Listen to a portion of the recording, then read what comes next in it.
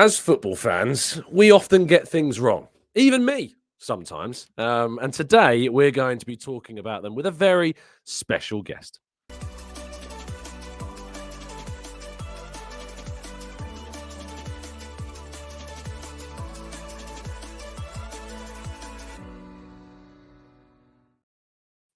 Hello and welcome to the Gooner Talk, back with you guys for another episode of what is our Let's Talk Arsenal series. I'm joined for this week's show with a very special guest. It's James from AFTV. How you doing, mate? You good? You well?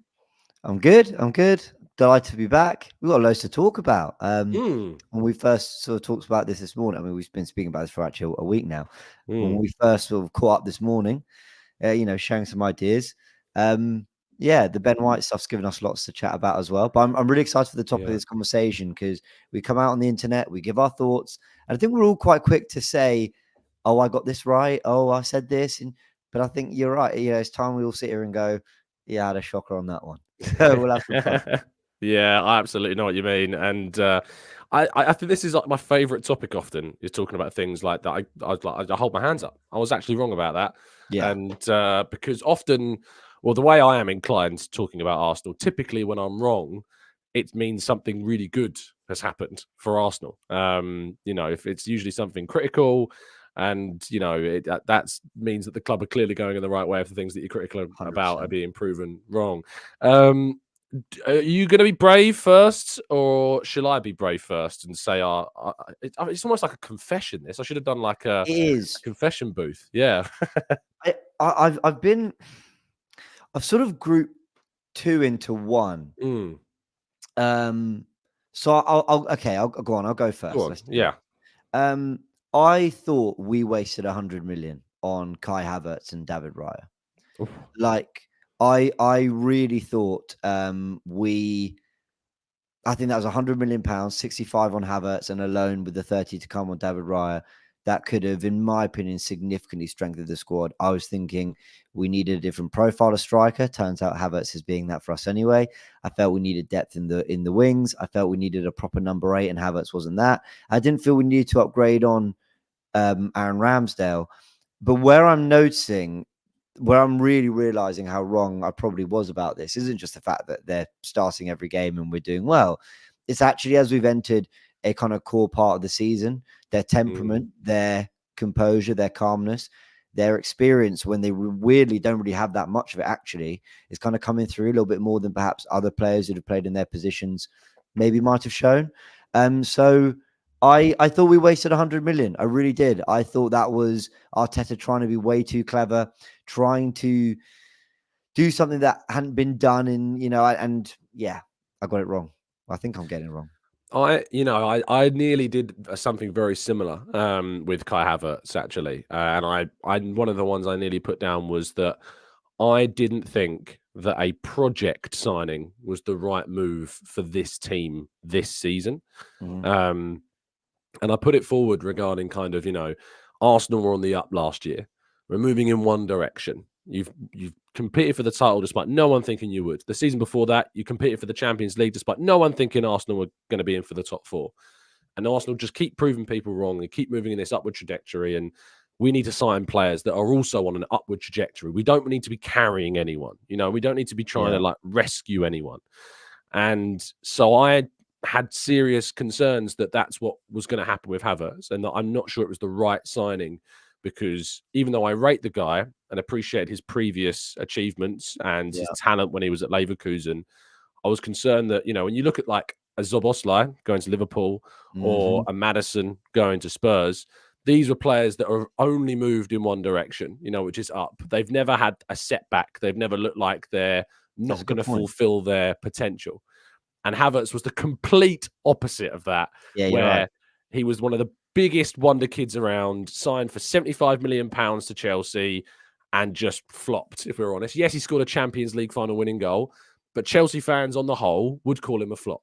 Some might not. I mean, I don't know if you see the Chelsea fan that's constantly saying he regrets the fact that they've sold him. Have you seen that guy? He's brilliant. Yeah. I remember his name. He's really good. Johnny. What is he? Is it Johnny Minerals? Is that Johnny Minerals? Yeah, it is. Yeah, I love his videos. I think they're absolutely great. spot on. Yeah, he was so spot on. Like, and I feel for the guy. I mean, I'm not sorry, because I I hear love it, the yeah. fact that we've got Havertz now. But yeah, I really didn't think there was place for a project player here. Well, also, I mean, that's it. You summed up really well. Like, hold on, we just challenged for the title. We need the players that are going to come in and take us to that next level, not the ones that we need to wait on to get there. Mhm. But then with Havertz, I think I will give Arsenal fans credit. I do think even the doubters could acknowledge that there was a potential there. And what we mean by that is like we might be getting a central midfielder slash attacking midfielder slash shadow striker slash target man all in one signing. And he'd Mm, be really good at one of those, really. Um, and I really think he's looking the business up front. Where I will stand by my opinion is I think he's still well off it as a midfielder personally, and that's probably a preference thing. That's probably I like midfielders that come and give and go, play 1-2s, and can get hold of the ball and try and make things happen. I think as a midfielder, he still looks like he wants to get into the box, make late runs, and that's kind of great when you're in the final third. But when you get in there, I lose it a little bit. Up front, I think he's putting a really good shift, and I thought he mm. was great against Porto. I love the way that he was one of the players, along with Kivior and Odegaard for me, and David Raya. I thought those four, they understood the occasion. I've said that a few times now, but I felt they were the ones that understood this is a scrappy game. And Havertz went, David, just put it on my head. And Yeah. I loved that. And I thought he really stood tall in that. Even though the real technical quality wasn't there from most players, to be fair. I love the way he was in the walls for it. Mm. Yeah, I think that Havertz has got that little dirty streak in him that we've needed. Someone said to me today, Arsenal haven't had a bastard in a long time, and, Yeah, and now they yeah. do. Yeah, And I thought it was a Turkish really used cool. a slightly more emotive word, That but we doesn't surprise me at all. Yeah. but but he was spot on. You know, just someone who, and the thing is, he really rides that line brilliantly Mm, because for me, the way you get away with it is almost you don't go looking for it. Like I don't think Kai Havertz ever thought I need to shove the Conceição today at some point. I don't think that was ever on his mm, mind. But I think in the moment, the ball's out of play. I'm going to go just leather it into the crowd. I'll give him a shove and then I'll walk away like it was nothing. What do you mean? He was in my way, ref. Oh, sorry, ref. No, I hear you. Like it was very yeah. clever. It's very, very clever. And people might just think, oh, he's being a bit of a knob, but no, he's not. I think there was, I think under the emotional intelligence in a loud 60,000 seater stadium in that pressure to kind of just like press the right buttons at the right time. I think he's quite good at that. And, he's not always had a lot of credit this season. So I'll give him credit for the small things, even if they are the small things. Yeah, without a doubt. We'll go to my first proper one. Because Yeah, let's Havertz, go. I say, was on my list, but I think I recognised that he was most likely to come up by yourself as well. So I planned for that just in case. I thought we'd sign someone in January, was what I thought we would do. And I think I said on the show a number of times, I think we'll get at least one, maybe two. And I was proven wrong by that because obviously we didn't sign anyone. Mm, And I guess the second part to that is that I thought we had to. I thought we had to sign someone in January. And obviously, in some part, we don't yet know if that is the case, because we might get to May and think, my goodness me, if we only signed, whatever. Obviously, the reality of the situation is, from what we've learned, is that we couldn't really sign anyone other than somebody on loan. yeah. And it seemed the club didn't seem to be able to find a requisite player that they could bring in on loan that was going to add what they wanted during this period. Where were you with the January window, and how do you reflect upon its lack of incomings? Yeah, I can flip it in a slightly different way where when we didn't sign someone on deadline after the Timber injury, Mm, it was almost it was less I can't believe we haven't signed someone. It was more I can't believe we let Kieran Tierney go. yeah. Like I was really, really annoyed about that. I thought, why are we leaving ourselves so short? We know that we've got some injury prone players and all that.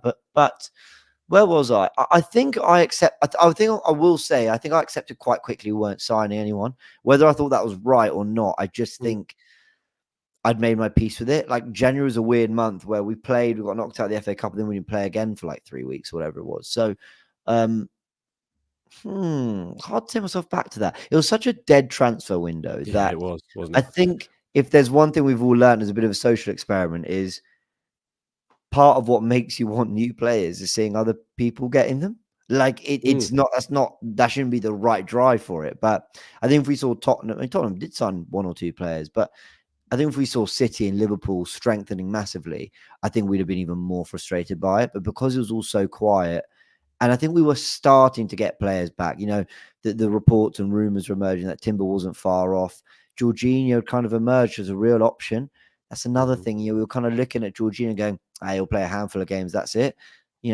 That was around the time where actually we were going, no, he could really start some games. So I think I was quite calm about it, to be fair. I think I was.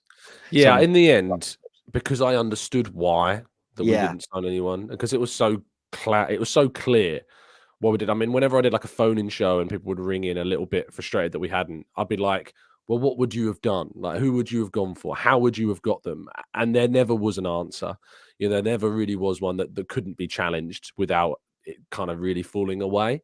Mhm. So yeah, I'm glad that we didn't obviously panic buy anybody, because I think that's also important to point out, because Arsenal have done that in the past. I mean, I think about the Yeah. Denis Suarez loan deal, for instance, when we could only bring someone on loan, and how just redundant that proved to be, and just a drain on wages in the end. So yeah, I think that it's important that we did what we did, and that we did it in the right way for the right reasons. Yeah, I agree. What's your next one? This is my Oh, worst.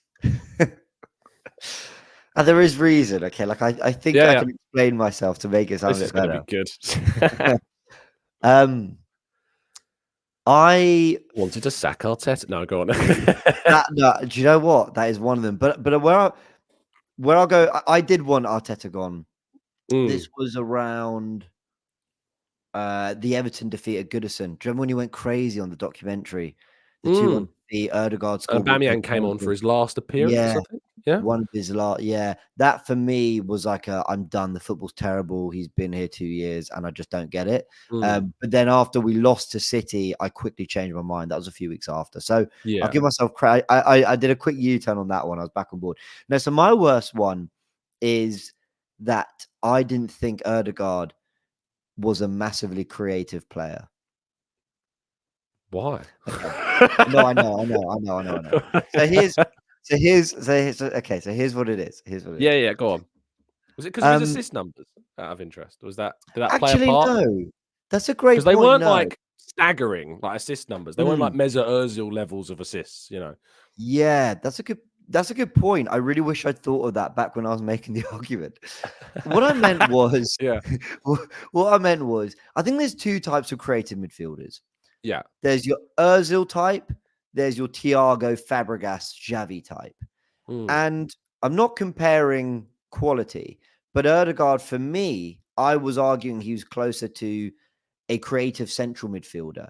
The kind of player, yeah, James wanted Buendia over Odegaard, as LB said. He's right. hey, you're not alone, mate. I did a really big Buendia video and blew up, like, when he went Villa. I was fuming that we'd let him go Villa. Yeah, but that's interesting, LB. I wanted Buendia, but I don't think I necessarily said over Odegaard. I Yeah, wanted Odegaard over Madison, but okay, I'm skirting around the point. Here's what it cool. was.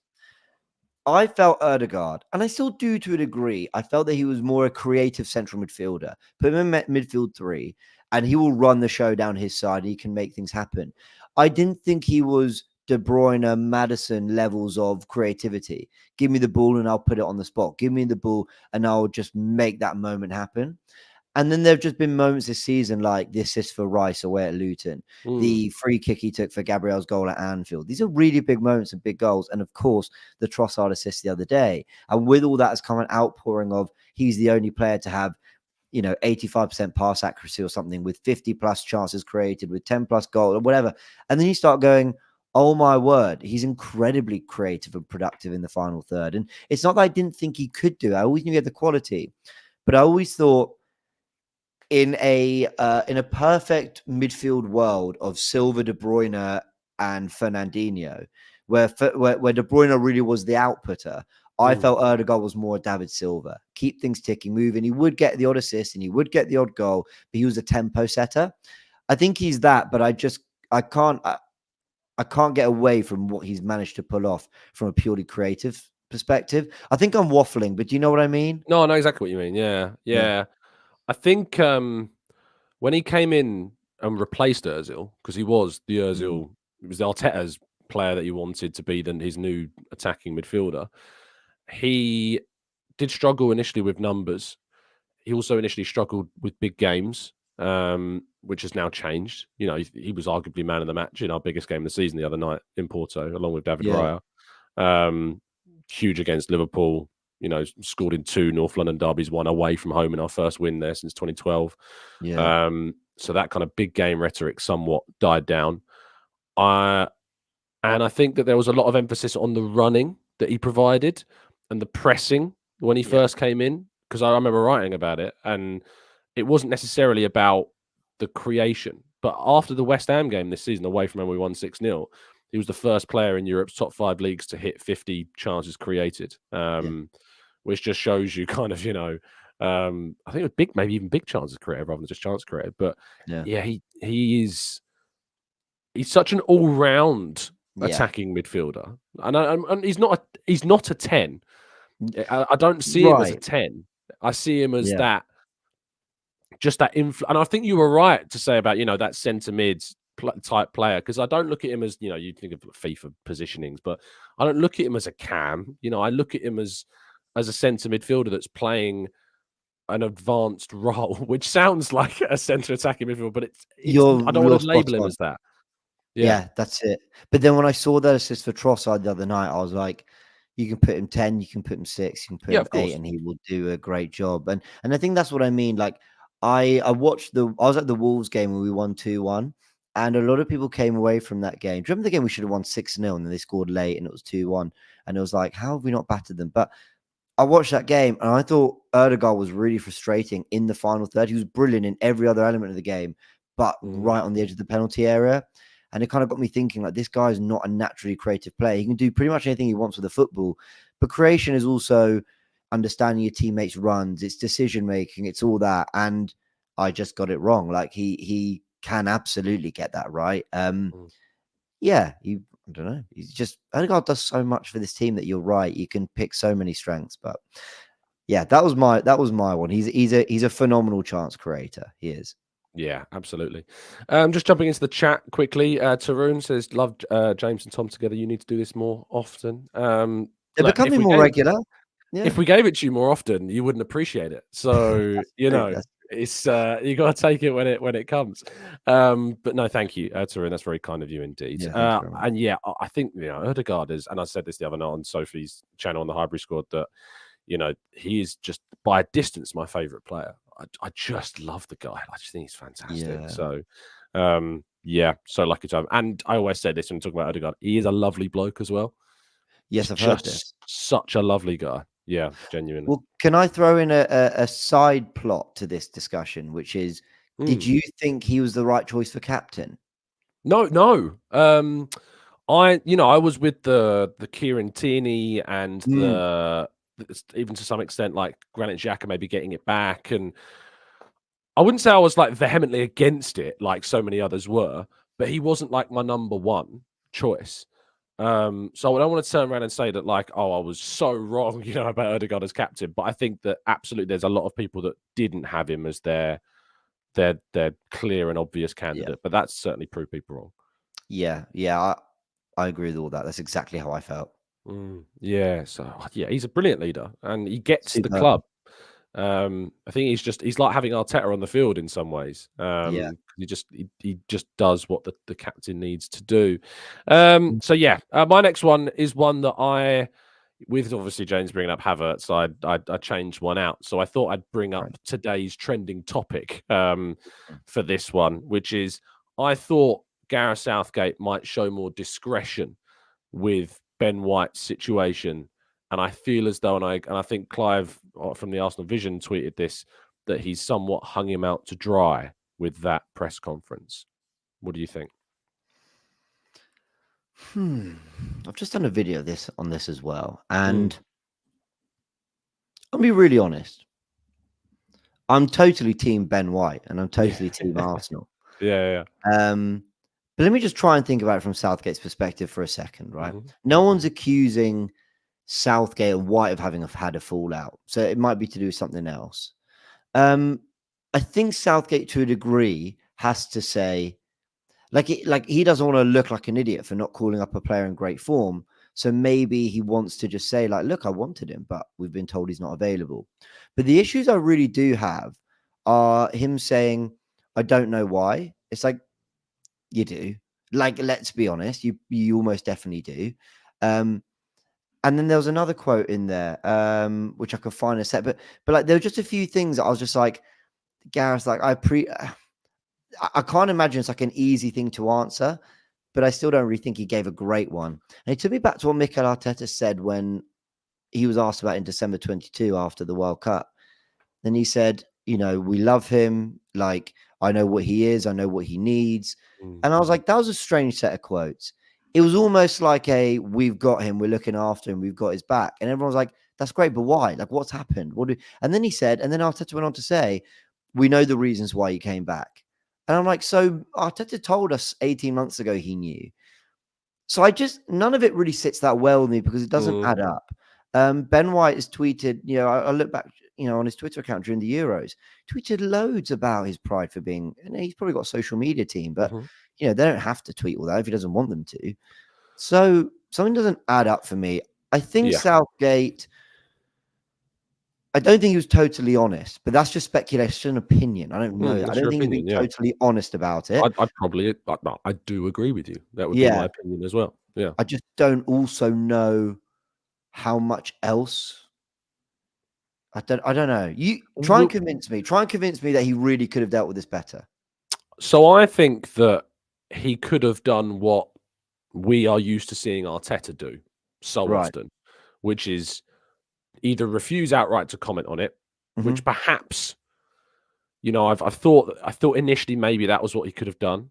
I see the argument that, well, that opens up more speculation because he's then outright refused, or he's never really been directly asked before. And I don't know why it's taken so long for him to be directly asked about it until now, because it's not like this was, you know, last year. This is back in 2022, you know, the Qatar decision. So yeah, I don't know why it's taken so long for it to be asked directly. And I think that I'd rather he, in some ways, just I said something along the lines of like, I don't think that this is at this point in time, it's not the right time to discuss it, or it's not the right situation to talk about that thread, because there's a lot of moving parts with that situation, and things can change very quickly. I think that there was a way of being open and saying that he was open to Ben, you know, in some ways being open to him rejoining the squad, and being called up, but that this just wasn't the right time, if in that sense. Because as I agree with you, I don't think he was entirely honest, and I don't think that necessarily managers have to be entirely honest in presses. You know, Arteta's deceiving all the time. It's a nightmare from my perspective whenever I'm in a presser with him. Always lies. He's a master of it. He knows, and he does it with a smile on his face. You know, so I just think there was a better way. I think, and Drago in the chat says here, he should have just said the door isn't closed, but at the same time, it's an internal matter between the player and staff. I mean, maybe not even just the second part. I would just simple as the door's not closed to Ben White and England, and that's it. And it could just left it at that, because he's not then said outright that it's Ben's choice.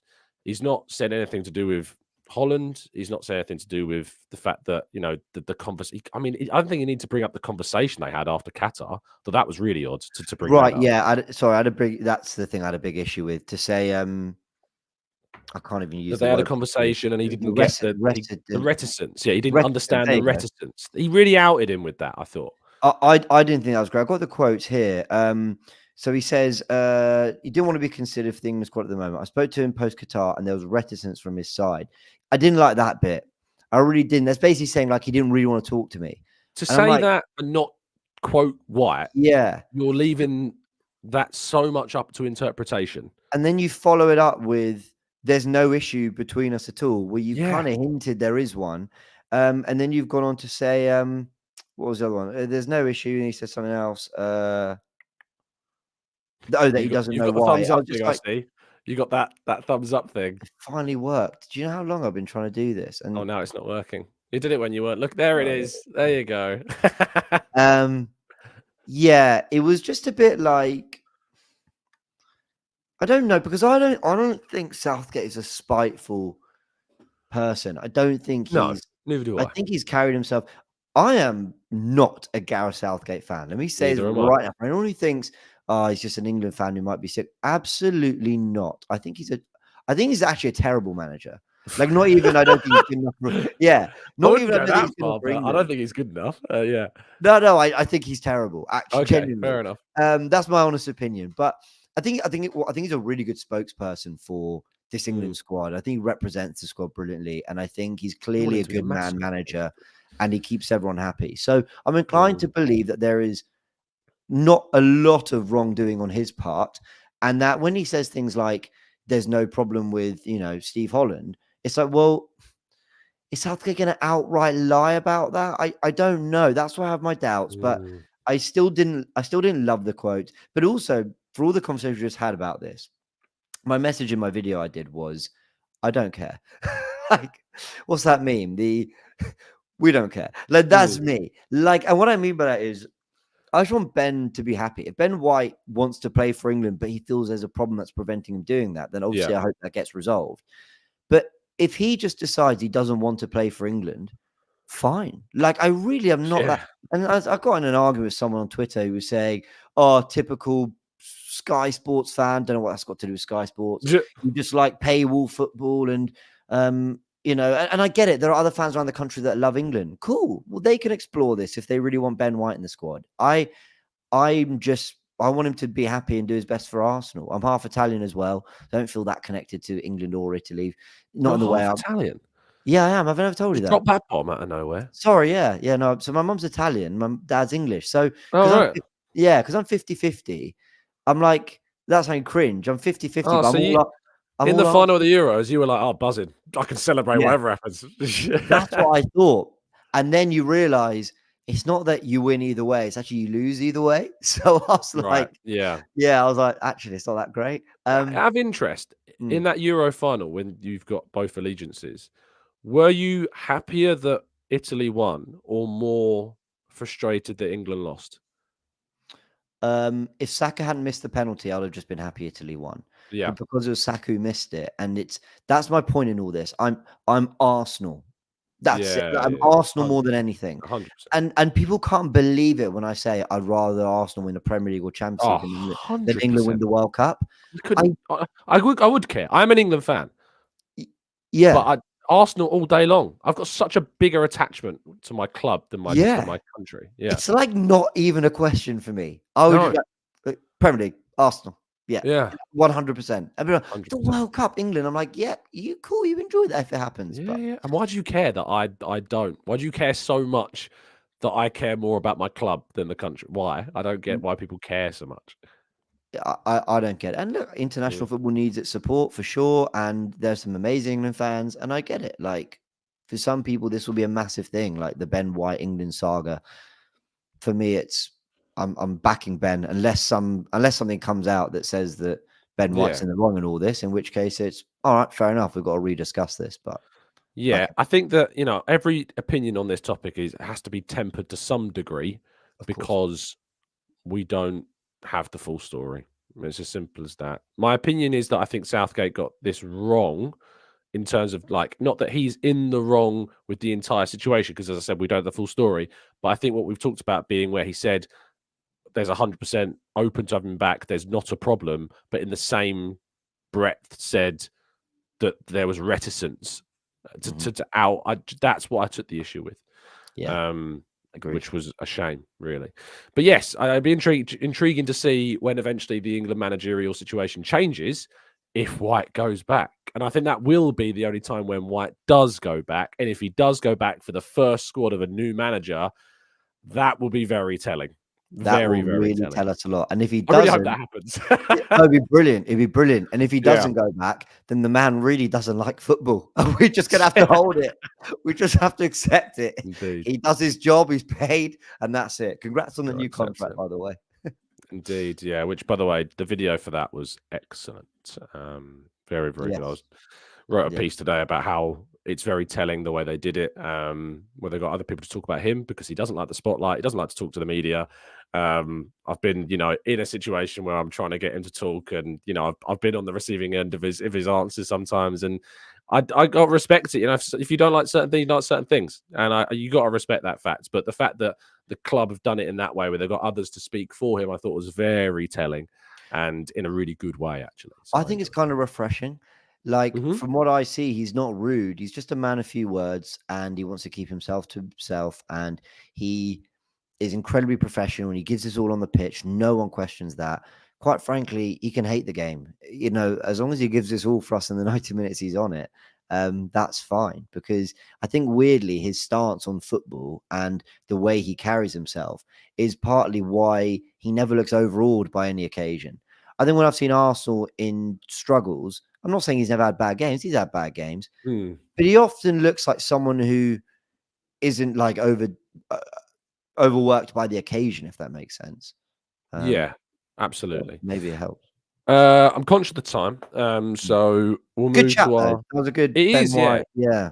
And it will come out further over the course of the next few days. I think there'll be more conversations on more channels and more opinions and things will come out. So I'll be talking about it a little bit more tomorrow morning. I'm sure it'll be brought up on AFTV at some point as well. And you said you'd done a video on it as well, coming out on your channel. Yeah, it was just it was like a, as long as nothing else comes up that really changed my opinion on this, I'm basically with Ben White. If you don't want to go for England, fine. Yeah, as long as he's performing for Arsenal and fully committed to Arsenal, I don't really care, to be honest.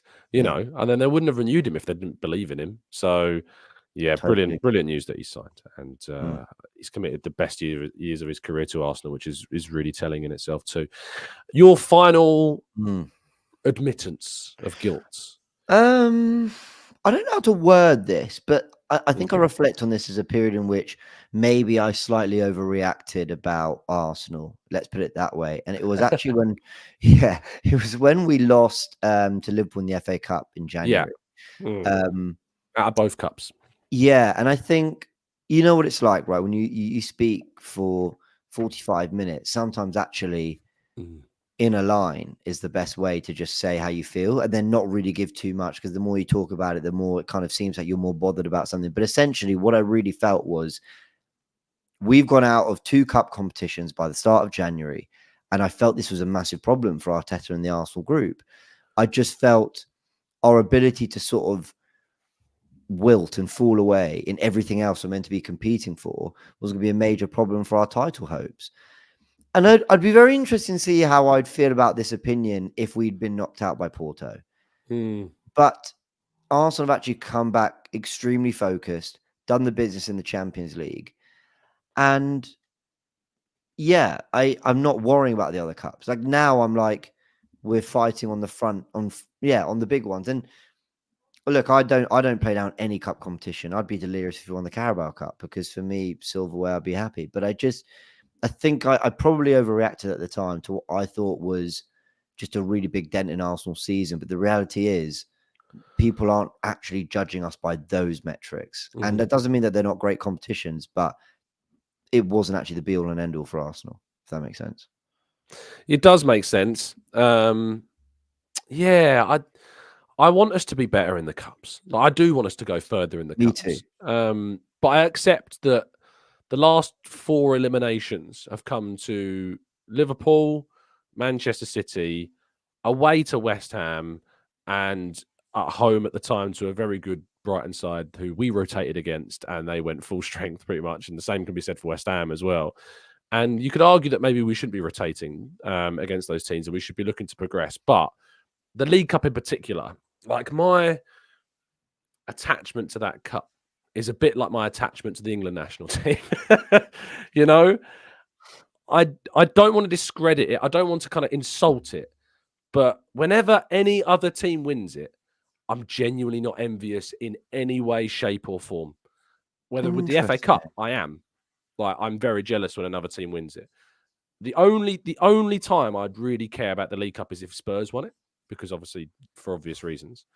But if Chelsea win it, if City win it, if Man United win it, if Liverpool win it, I don't care. And I think the biggest example of that is that last season when we finished second and 1-0, and Manchester United finished I think third, and won the League Cup. I wouldn't have swapped seasons. I wouldn't have swapped our season for theirs or our situation for theirs. And so I just think that everything outside of that has been, and I say the FA Cup I really do care about.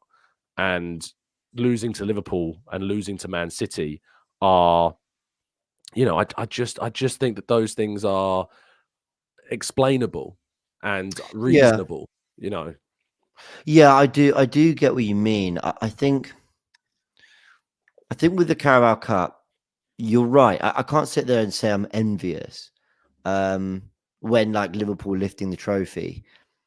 But at the same time, I would love us to have that day. Like I really would like that. It's a difficult one. It's a difficult one. I would love Arsenal to win the Carabao Cup and any trophy, the FA Cup, whatever.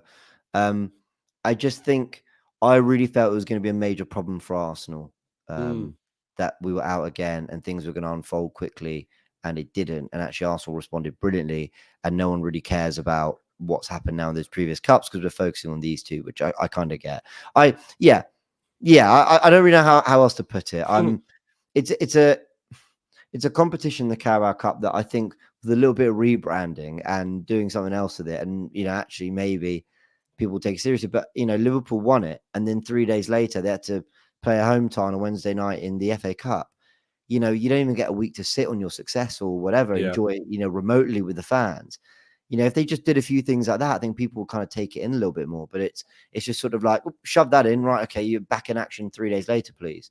And I think that all kind of just takes away from it a bit. So, I'd love us to win it, but it's not going to be what defines this team. That is the honest truth. If we win 4 Carabao Cups in a row for the next 4 years, no one is going to sit there and go, brilliant, Arsenal and all this money in this group, they've gone on to achieve what they need to achieve. Indicated it, They're not. We'll have enjoyed those moments, and it'll be silverware, and it'll be more credit to Arteta for it. But people will still be looking at what we didn't do elsewhere. Yeah, I mean, we want the Champions League, we want the Premier League. They're the two we want. Even though I love the FA Cup and want to win that too, even if we was to win that, it's still the Premier League, it's still the Champions League that separates Arsenal from the team that they've been over the last 15 years to 20 years, and the team that was before that, and how we've fallen away from that and those years. Yeah. This is the best team we've had since the Invincibles. I'm convinced of that. Yeah. And I think Amy Lawrence said that the other day as well. And I just think that the chance, this group, I mean, not in the chance, this group deserves to win a league. It deserves to win a Champions League. This manager, in my opinion, deserves to win a league and a Champions League. And I just hope that they do it. And it's going to be on them to do that. My final one, I had 2. I might mention both of them quickly. Go for it. One, which is just quick. I thought Arteta would be too stubborn with Kivior and not invert the other side. I thought he was going to stick to his philosophy of inverting from the left. I didn't see that happening. I didn't see him inverting on the right. So great one. Fair play to Arteta for that. But the main one is I thought we'd miss Granit Xhaka more. Do you think... Okay. That's not a criticism of him, by the way. Yeah, no, I know. That's praise to Havertz and Rice and Jorginho, and Odegaard and Arteta. I think it's a credit to who we've had. And he's done brilliant at Leverkusen, and I still kind of wish that we didn't let him go, but I thought we'd miss him more. Yeah, I mean, I could have done a whole 10 points on Granit Xhaka as things have got wrong about him. I never thought he'd get the goals he'd have got. I never thought he'd get the assists he'd have got. I never thought he would evolve into this attacking midfielder. I never thought he'd ever deserve to wear the armband again. I was probably slightly on the wrong side of what happened that day against Palace, if I'm being really honest with you. That's probably my worst one, actually. When it happened, I thought the way he behaved was unacceptable. And I look at it and go, he could have dealt with it better, but you can't understand what it's like in his shoes either. Yeah. I felt he'd never be good enough for the pace of the Premier League. I was utterly wrong. So, I mean, honestly, I've given you 5 there on Granit Xhaka alone. Yeah. On the complete other side of the coin as well, because obviously they're all very much like, I was wrong about Xhaka and how good he actually is and what he can do. Whereas this side of the coin is very much like, but even despite all those positives, I thought we'd miss him more than we have done. Yeah, exactly. Yeah. Yeah. I think I always felt talking about something we got right. I always felt Rice was made to be what Granit Xhaka was in this team and more, with more dynamism and more drive and more ball winning athleticism. I thought Rice was primed for that. But when Arteta seemed so reluctant to use him there for so long, except for big games, I thought, well, maybe we're just not going to get this. But Jorginho's emerged, and Jorginho does a lot of the things Xhaka does, holding the ball till there's a nudge in the back and going down.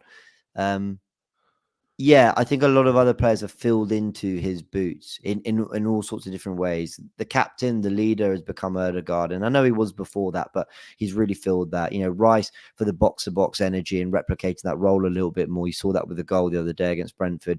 Havertz for the kind of, housery, the word I mean. Yeah. Off the ball. I think lots of different people have picked up what Granit Xhaka did well. Yeah, me too. I think that he's missed. I think he's missed around the group. But we might not be necessarily seeing the effects of that. And that's a credit to what has come since Granit Xhaka, which is great. Sorry yeah, to cut you. If I could just say that with Granit Xhaka, no matter how good he was, I'd always think, how many of our rivals does he really start for? I'd always ask that question. Now, in fairness, Liverpool have revamped their midfield, but I'm sure Liverpool fans would still argue he doesn't start for them. I think he would start for them this season. Maybe.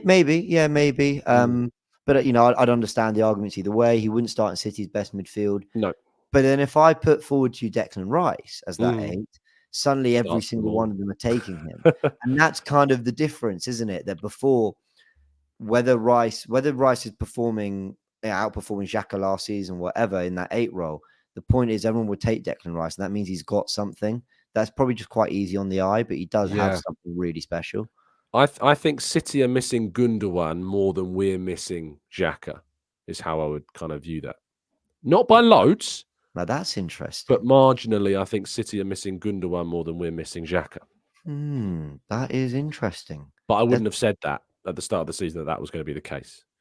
Because you just assume City are just going to carry on. But I think they have missed his presence in some games, like the Chelsea game when they were drawing and they ended up drawing that game. I think that's prime Gundogan territory, that game. Yeah. Even the home game against us, when we beat them 1-0, you look at that game and you think, prime Gundogan time to step up and score a big goal in a big game. And Haaland's missed and has missed so many chances in big matches this season that would have counted for them.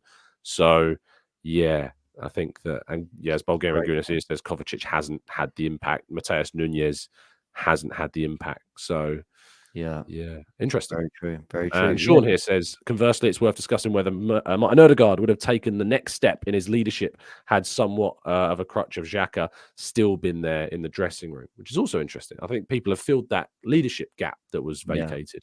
Yeah. I know we don't have long, but can I quickly ask if there's anything you feel very vindicated on? Anything that you're like, we don't have enough time for that. I know.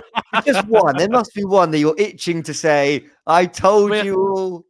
I mean, the Havertz one in particular is strong, but even though I didn't think we had room for a project, I never, ever didn't back him. I never, ever...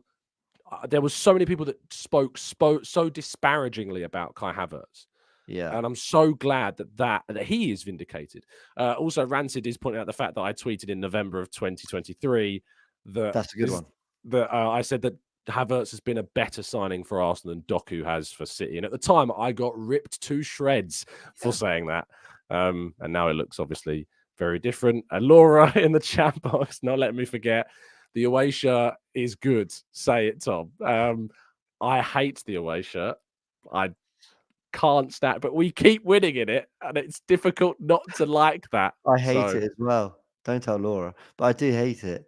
But it's going to be iconic. It's going to be absolutely iconic when we win the league at Old Trafford in it. And then when.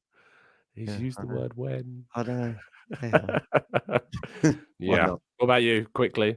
Anything you feel really vindicated by this season? 2 minutes, 2 moments I'm kind of proud of that there's like internet, like, evidence of it is that when we lost to City, and to be fair, I think a lot of Arsenal fans said the same. When we lost to City 2-1, I said, that's it. I'm with Mikel on this. Like, I'm on this journey. I've seen the vision and I'll stick by him. And I never moved from that position. I will say that. And then secondly, that I've always felt Jorginho needed to play more this season. When we signed him, I wasn't sure. And then Newcastle away last year, I was like, no, this guy's got a part to play in this team. And I've been a big advocate for him ever since. So yeah, Italian tax, I get told, but we'll take it. Absolutely. I think the David Raya thing as well, like the decision to upgrade on Ramsdale, I think that's been vindicated in some ways. I always said that I thought he was slightly better than Ramsdale, and so I see why Arteta's done it. With that. Yeah. Yeah. So I just thought we wasted money doing it. Yeah, obviously we talked a bit about that, didn't we, at the start? Yeah, for sure. But James, thank you so much for joining me and taking the time out of your day for a chat. It's been an absolute pleasure. Tell people they can find you and what you're going to be up to. No, thank you for having me. Genuinely always a pleasure. Thank you to the comments. You're always lovely. They're a good bunch. They are. They are a good bunch. They're a good bunch. I've been doing more like on my own content on just called James B, my channel, which is just like little 10-minute kind of breakdowns of the news of what's going on. And then obviously on AFTV where we're covering everything as it happens. So a big thank you to everyone. Thank you, Tom, for having me. I really appreciate it. Yes. If you type in James Goonerverse, it comes up. Yeah, I came for my school project. I made a little I used to make match reports in the form of cartoons and comics, and I called it the Goonerverse. And I'm trying to this was 5 years ago, but I'm trying to create a little bit of an online Goonerverse. I love that. That's great. Oh, I hope it happens. Thank you. Thank you, listeners, for tuning in. I really appreciate your time and your listenership. There's been nearly 1,000 of you across all our platforms this afternoon, this evening, this morning, wherever you happen to be in the world. So thank you so much for tuning in. And I will be back with you, of course, tomorrow morning, bright and early at 8 a.m. And we'll have more shows for you, of course, with some more fantastic guests, of course, of which James is certainly one of them. So thank you, James, once again. And thank you, listeners, for listening. Have a fantastic day. Stay safe, stay well, happy and respectful. And as always, up the Arsenal.